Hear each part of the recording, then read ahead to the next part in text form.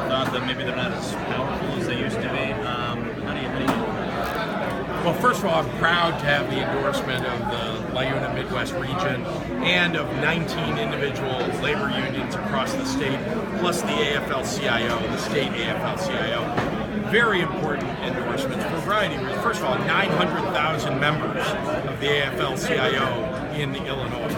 So this is, in a race that, there are only going to be a few million votes.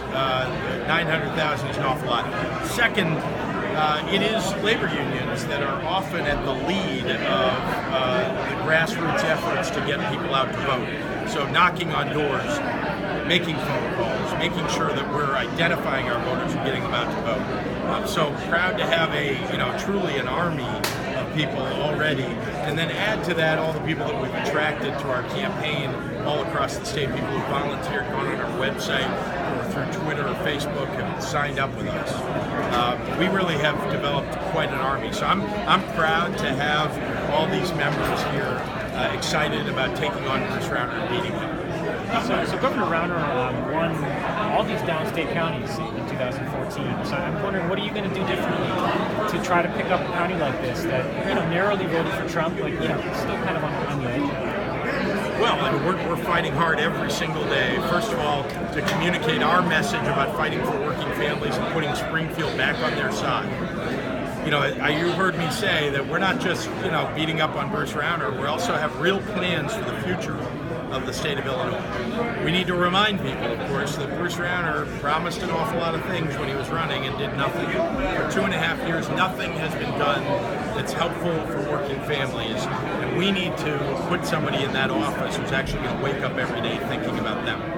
So that message, which is important to carry throughout the state, is why we're on this tour, on this 6-day bus tour. But remember, this is not my first time here in Bloomington. It's not my first time downstate. All throughout this campaign, from the very beginning, I have focused on downstate Illinois, making sure in central and southern Illinois that I am visiting and talking to and listening to voters across the state. Very important. People have often forgotten central Illinois. Often. And in my opinion, you got to have a governor who's listening and then acting on the needs. And that's why you've seen the plan on jobs that I put out that focuses a great deal on the needs right here in Bloomington. Now, why should Democrats make you their candidate versus somebody else in this race?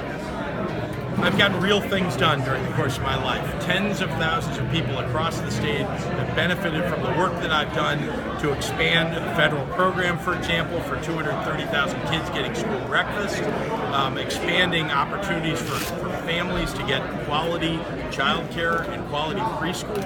I've created jobs in a nonprofit small business incubator and in my own business, so I know how to create jobs. And I think the record speaks for itself. I've also spent years working with government and in government. I ran the Illinois Human Rights Commission, which is the state's civil rights court, for 3 years. I worked on Capitol Hill for Senator Alan Dixon. I'm somebody who, has spent a lifetime trying to find ways to do public service, whether it's in government or outside, and even as a private citizen. The things that I've worked on, which are the things that I've mentioned, those things are things that I care about. Those are, ask the candidates, what were they doing before they ran for public office?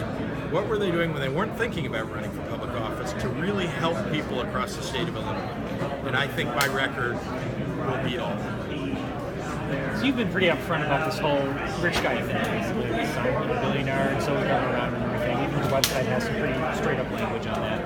I guess, what is going to be your message to some Democrats in our area who might be floating toward another candidate like a Daniel Biss, just based on that one issue alone? What is your message on that as it relates to the values we're talking about today? This race isn't about money, it's about values. It's about what you get done for the people of Illinois. So, if you look at my record, I've got real things done, big things for people in Illinois, and it's something that I think people should be measured upon when they're running for public office. What have you really done? Because it's easy. Everybody stands up and says, this is what I will do.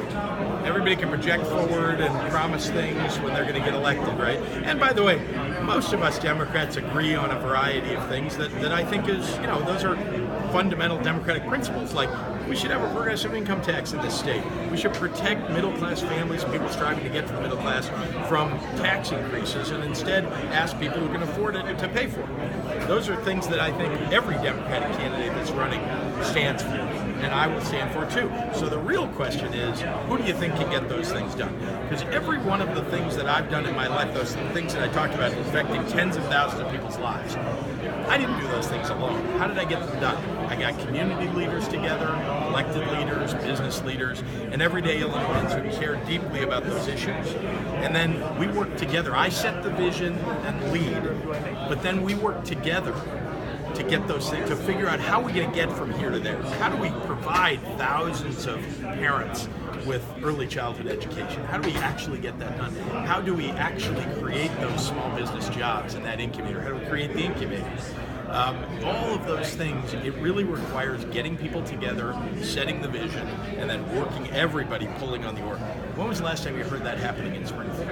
I think you need somebody who will go to Springfield and bring that to lead this legislature as well as this entire state. Last question. I believe that you've said that if you were elected governor, you would undo this private scholarship tax credit that's part of the new education funding bill. What would you say to people here in Bloomington Normal who really like private schools and want to support them that way? Well, first of all, we've got to build up our public education system. I mean, that's really the point here. This bill was about public education, not about private education. I certainly want to make it easy for people to go to a private school if they want to go. But public education, we've got to stand up for our public education system. We have underfunded for years. You heard me say it just a little bit ago. We're 50th now in the nation in state funding for education. That's just wrong. Illinois shouldn't be at the bottom of the heap here. And we provide only 26% of all the money that's needed for K-12 education from the state.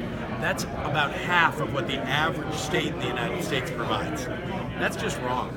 And so I don't want to siphon money off from the public school system into private schools. That's the wrong way to go about helping people who want to go to private school.